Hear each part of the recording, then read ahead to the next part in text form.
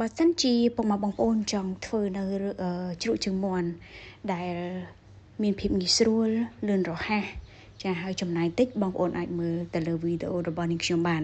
ចាគឺងាយស្រួលមែនតើហើយគ្រឿងផ្សំដោយដែលនាងខ្ញុំបានបង្ហាញនៅក្នុងផងដែរនាងខ្ញុំក៏សូមជម្រាបជូនលម្អិតអំពីគ្រឿងផ្សំទី1គឺយើងត្រូវមានជើងមាន់ចាដែលយើងកាប់ដោយដែលវីដេអូដែលនាងខ្ញុំបានបង្ហាញជូនពុកម៉ែបងប្អូនហើយយើងមានខ្ទឹមសចាហើយយើងមានជាមួយនឹងម្ទេសរំដេងស្លឹកក្រូចសើច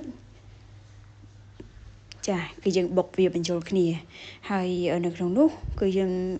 បន្ថែមជាមួយនឹងគល់ស្លឹកគ្រៃអ្វីដែលយើងបានធ្វើជាមួយគ្នានេះគឺដោយដែលនាងខ្ញុំបានបង្ហាញជាជំហានអញ្ចឹងចាជើងមាន់គឺយើងត្រូវស្ងោរចាឲ្យឆ្អិនល្អហើយយើងដួសយកមកដាក់ហ្នឹងចាទឹកកកដើម្បីឲ្យវាមានលក្ខណៈស្រួយឆ្ងាញ់ហើយបន្ទាប់មកពីហ្នឹងគឺយើងស្រង់វាមកហើយដាក់លាយជាមួយនឹងគ្រឿងដែលនាងខ្ញុំបានបង្ហាញជូនពុកម៉ែបងប្អូនមានគល់ក្រៃមានក្រូចឆ្មាមានគ្រឿងដែ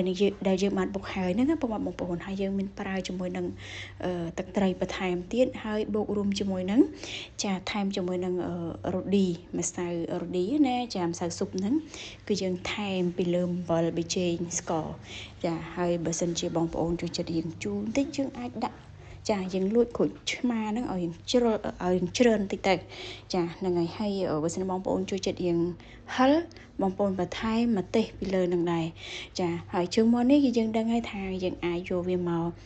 ញ៉ាំលេងក៏បានក្លែមក៏បានចាហ្នឹងហើយអ្នកចូលចិត្តបែបតិចណាហ្នឹងហើយហើយវិធីធ្វើនេះគឺអត់សមញ៉ាំច្រើនទេពុកម៉ែបងប្អូនគ្រាន់តែយើងធ្វើជ្រក់ជើងមាន់ហ្នឹងណាចានេះខ្ញុំចំណាយពេលតែមួយផ្លែតទេព្រោះវាអត់មានអីពិបាកទេពុកម៉ែបងប្អូនហើយដូចជារូបបានបង្ហាញជូនអញ្ចឹង